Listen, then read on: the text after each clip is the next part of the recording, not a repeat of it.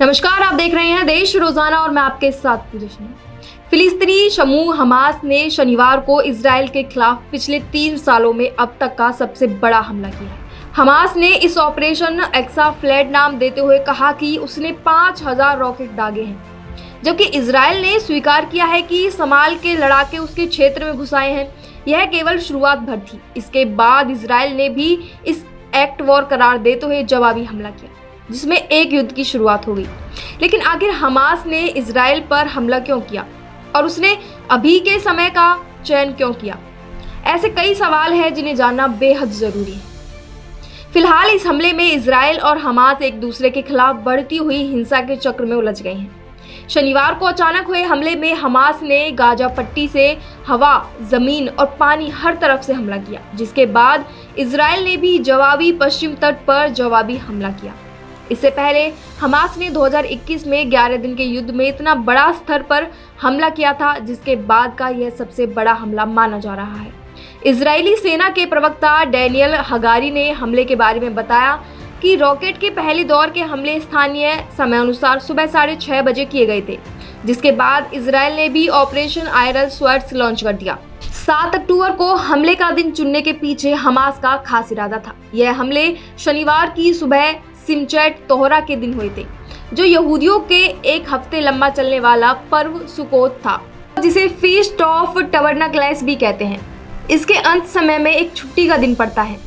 इस बार यह संघर्ष आसानी से खत्म होने वाला नहीं है। हमास के द्वारा किए गए इस हमले की सभी देश निंदा कर रहे हैं।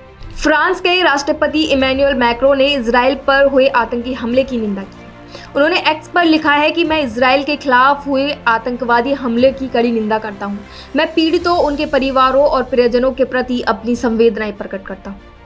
हमास आतंकियों द्वारा इजराइल पर हुए आतंकी हमले को लेकर पीएम मोदी ने प्रतिक्रिया दी है। पीएम मोदी ने आतंकी हमले की निंदा करते हुए कहा है कि इजराइल में आतंकवादी हमलों की खबर से गहरा सदमा लगा है।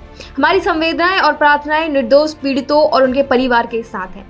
हम इस कठिन समय में इजराइल के साथ एकजुटता से खड़े हुए हैं। संयुक्त राष्ट्र ने इजराइल पर हुए हमले की निंदा करते हुए कहा है कि संयुक्त राष्ट्र के विशेष समन्वयक टोर वेनेसलैंड ने इजराइल पर हमास के द्वारा किए गए हमले की निंदा की है।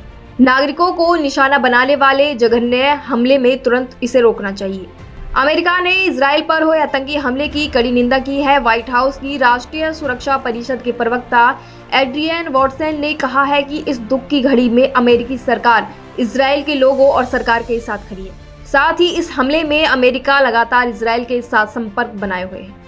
यूक्रेन के राष्ट्रपति जेलेंस्की ने इजराइल पर हुए आतंकवादी हमले की निंदा की। उन्होंने कहा कि इजराइल पर आतंकवादियों ने हमला किया है और इजराइल को अपने देश पर हुए इस हमले का जवाब देना चाहिए। उन्होंने कहा कि दुनिया को एकजुट होकर खड़ा होना चाहिए ताकि आतंक कहीं भी और किसी भी समय जीवन को तोड़ने या वश में करने का प्रयास न करे। इस मुद्दे पर आप क्या सोचते हैं? कमेंट करके हमें जरूर बताएं। बेहतरीन खबरों के लिए देखते रहिए देश रोजाना। नमस्कार। हमारे साथ जुड़े रहने के लिए देखते रहिए देश रोजाना का YouTube चैनल सब्सक्राइब कीजिए।